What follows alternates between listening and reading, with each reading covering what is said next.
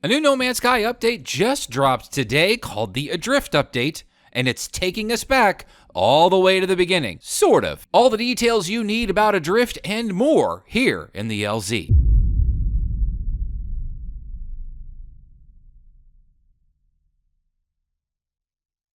My fellow travelers, No Man's Sky fans are eating good for like the 9th year running now because the game just got yet another free update, or rather, and setting the expectations straight here for the rest of the video, the Adrift update is simply an expedition with some improvements and tweaks here and there. However, I do want to talk to some old fans here because the central aspect of the Adrift update is really centered around something that some of those old fans really used to enjoy about No Man's Sky that has kind of turned some fans off of No Man's Sky over the years. And it's centered around isolation and being alone.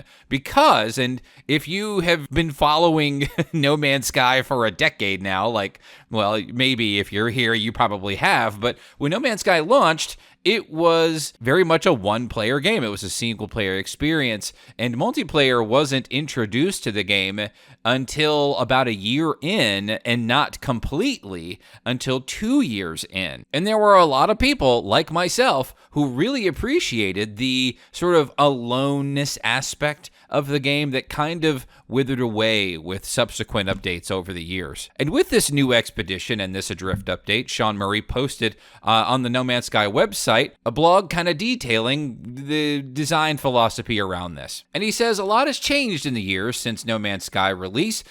There's so much we love about the game now, but there was something unique at release and how alone you felt in the universe. Going further back, I have great memories of early unreleased versions of No Man's Sky where there were no NPCs, no shops, no help, just you, the player, as a tiny dot lost in the infinite. For our next update, we wanted to allow players to experience an alternative universe, and we're calling it Adrift. For the first time, players can truly be alone in No Man's Sky, and we think it's a special feeling. Removing other life forms means no shops, no trading, no shortcuts, no help, providing a very different survival experience. This alternative universe is more dangerous too, with sandworms now roaming free and fiend eggs spread across planet. Buildings are broken and rusted, the few remaining landmarks, the graves of lost travelers. In space, a new ghostly frigate beckons, allowing players to recruit this piece of a lonely universe. And to help provide safe haven, a new bulky hauler starship called the Iron Vulture.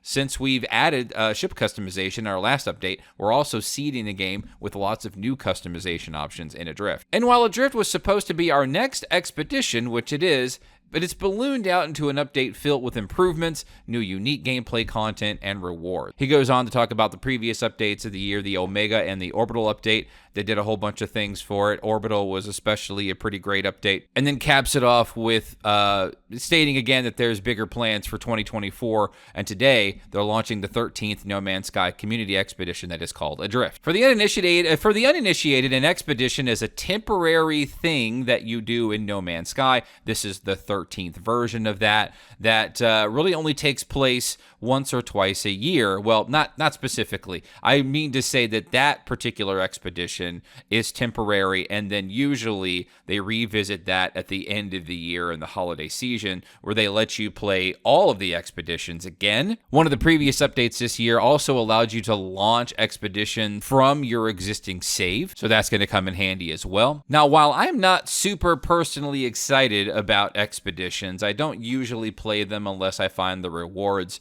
to be pretty significant, to which case I would say a ship and some customization parts in this expedition as rewards is pretty nice, although I've actually gone on record in previous videos stating that I do not enjoy big significant rewards like an exclusive starship being a part of expeditions and tied to expedition rewards, because there's a lot of people that I know that don't really participate in those expeditions. And to that point, there are the people that, like I mentioned before, really love playing No Man's Sky as a solo experience, and the push towards a multiplayer focus for No Man's Sky kind of soured them on that experience a little bit. This expedition kind of gives a little bit of that, which kind of excites me. I kind of want to see this expedition for myself and get my hands on it because I do love a good survival experience. I did love No Man's Sky in its first few years because it had a certain charm about it that I think a lot of players would agree that it lost over the years as it became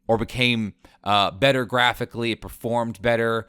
Hello Games found their art and performance and engine and artistic stride for No Man's Sky, and it really saw a lot of improvements to No Man's Sky. It just removed some of the indie charm that I think if you look back on some of those first few trailers that No Man's Sky had, that kind of was lost over the years as it further expanded into itself. Now, this brings up an old talking point of mine that I used to have about No Man's Sky, and I think a lot of folks would be excited to hear this. But what I love to hear or love to see about No Man's Sky in one future update is something that Minecraft did a while back, where it allowed you to pick some of the older versions of of Minecraft, because maybe you enjoyed that particular version before a newer version kind of maybe ruined that experience for you. I mean, your mileage may vary in that kind of thing, but a lot of folks I know would love the option to go back to some of the older updates from the first few years to experience that. You can do that, but it's with modding